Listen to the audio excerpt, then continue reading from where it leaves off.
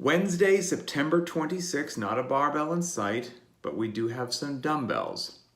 The workout of the day is 10 rounds for time of a 150-foot farmer's carry, a 20-foot handstand walk, and 5 box jumps. For the farmer's carry, men, you're going to use a pair of 50-pound dumbbells, women a pair of 35-pound dumbbells, the ones which are very commonly used in the CrossFit Games Open, so a lot of people have them. And for the box jumps, 30 inches for the men, 24 inches for the women. So it's a higher box jump than normal.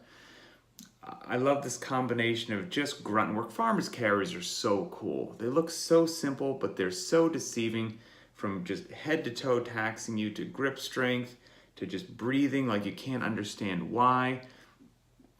And in things like this, I always think that I'm going to start off and like shuttle run the things or jog with them, and that maybe happens for a round, and then very quickly I'm breathing so hard that I'm doing a farmer's walk for sure. And then after you do that simple grunt work, you're going to kick upside down and do, for normal human beings, unless you had a Division I gymnastics scholarship somewhere, for most human beings, the handstand walk is a very challenging move. So we're going to go from simple grunt work to high skill, technical, balance, coordination, accuracy, agility with the handstand walk. I really like that kind of mismatch there. And then lastly, just some explosive high energy movement with the box jumps, which is why I put them at a higher than normal height and a lower than normal rep scheme, okay?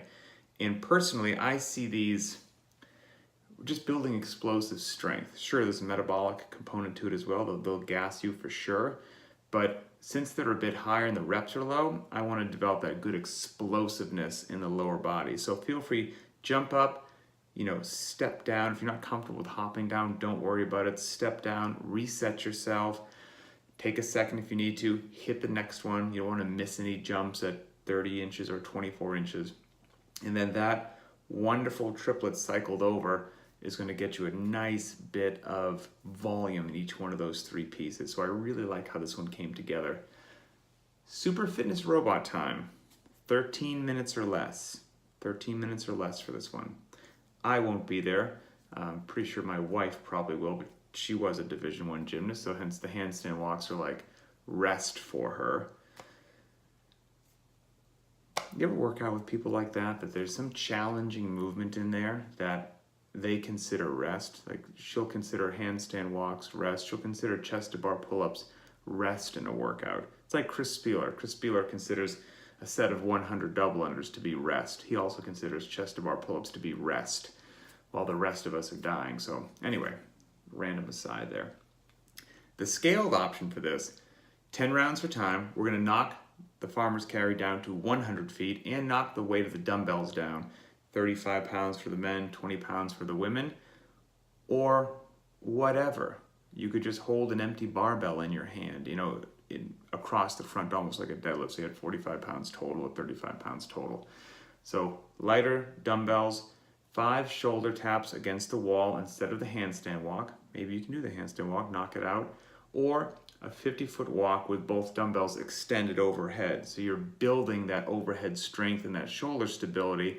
Now you're getting some balance by holding 2 dumbbells over your head, but it's not exactly the same as a handstand walk. But depending upon how far you need to go to achieve a handstand walk, it might be a wonderful thing for a lot of people to practice.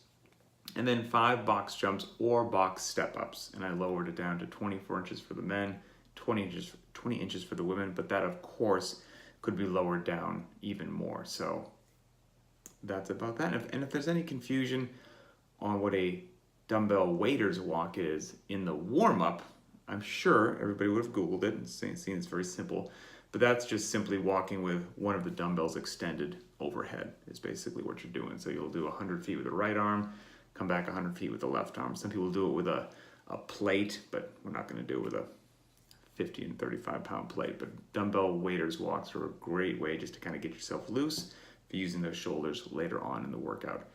Accessory work, dumbbell hammer curls into shoulder press. So those are fantastic. 2 dumbbells at once, and you're basically just doing hammer curl, which is holding the dumbbell like that, not a classic bicep curl like that. Hammers curl both up to a top of a curl position, and then press overhead from there. So curl into shoulder press, 4 sets of 8 to 12 reps. Then why not accumulate 2 minutes in the L-sit? The accessory work, well, I always say that it's optional, and it is such a fantastic place for us to do just gut work like that. A 2-minute L-sit doesn't really work well in a workout, but it's incredibly valuable. It's one of the largest things people probably blow off, and so while I resisted putting accessory work for a long time into CrossFit Linchpin, I do like it because it gives me the opportunity to put some of these less sexy, less flashy skills in that people can embrace on their own time. So that's it. Have a wonderful day.